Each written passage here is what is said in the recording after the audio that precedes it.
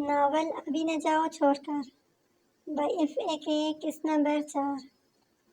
واپسی پر گاڑی میں خاموشی تھی۔ احد خاموشی سے گاڑی چلا رہا تھا اور رضا سیٹ سے پشت ٹکائے بیٹھا تھا۔ ان کی خاموشی کو احد کے فون پر آنے والی کال نے توڑا تھا۔ اس نے اسپیڈ آہستہ کرتے کال اٹھائی اور ایک نظر رضا کو دیکھا تھا جو اسی پوزیشن میں بیٹھا تھا۔ کب کیسے ہوا لگی تو نہیں؟ اوکے میں آتا ہوں، پریشان مت ہو۔ اس نے فون رکھتے اسپیڈ تیز کی۔ کس کی کال تھی؟ رضا نے سیدھے ہوتے پوچھا۔ یار وہ ایک مسئلہ ہو گیا ہے، احد نے مور کاٹتے جلدی سے کہا تھا۔ خیریت؟ وہ ایک دم پریشان ہو گیا تھا۔ ہاں خیریت ہے، چل کر دیکھ لیتے ہیں۔ بتا تو ہوا کیا ہے؟ رضا اب غصے سے بولا تھا۔ زہرا کا چھوٹا سا ایکسیڈنٹ ہو گیا ہے۔ کافی پریشان سی لگ رہی تھی، احد نے مختصر بتایا۔ وہ ایک دم خاموش ہو گیا تھا۔ ریلیکس یار، چل کر دیکھ لیتے ہیں نا، خود کال کی ہے اس نے۔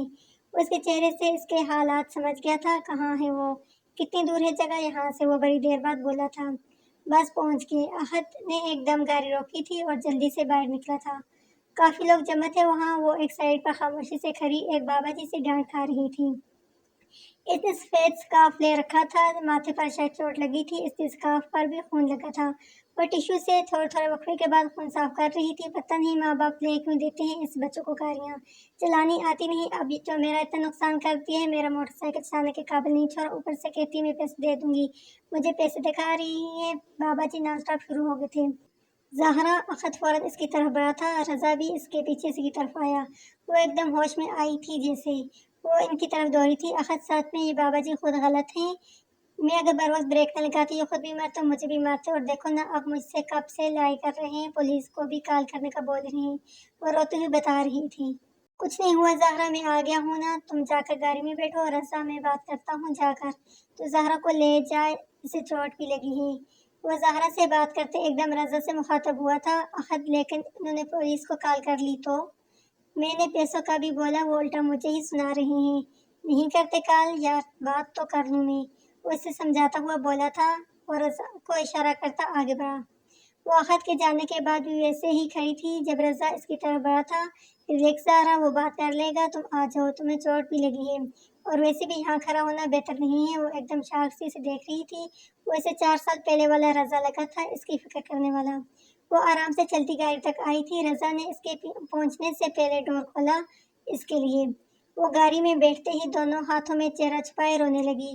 وہ فرنٹ سیٹ پر بیٹھتے ایک دم چونکا تھا۔ وہ اتنی کم ہمت تو نہیں تھی، اور پھر اتنے شدید ری ایکشن۔ اس نے کافی دیر بعد اسے پلٹ کر دیکھا تھا۔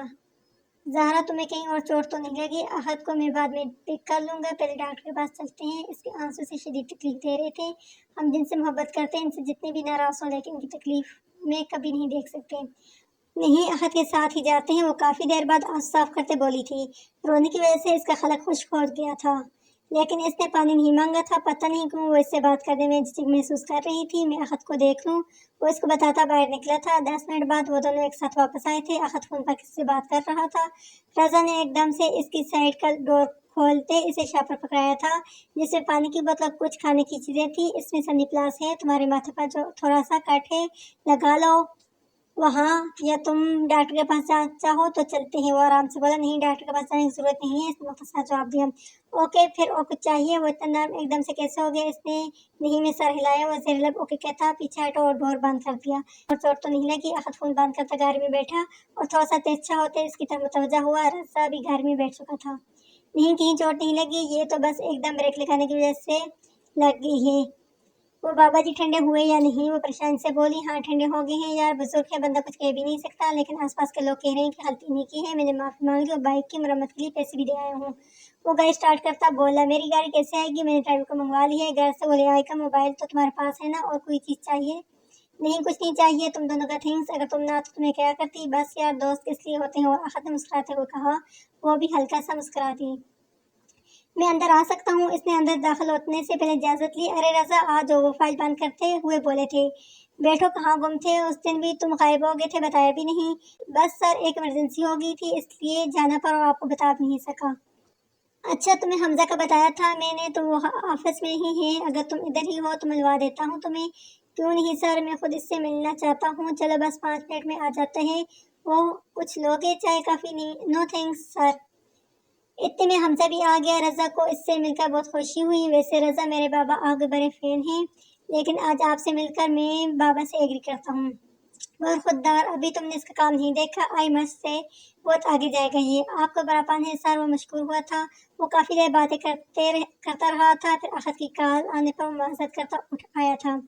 اس کی گاڑی ورکشاپ میں تھی ابھی، اس لیے اس نے احد سے لفٹ لے لی تھی۔ وہ کام ختم کر چکی تھی، اس لیے احد کو میسج کر دیا تھا۔ وہ اس کا انتظار کرنے لگی تھی کہ 5 منٹ بعد اس کا میسج آیا کہ وہ باہر آ گیا ہے۔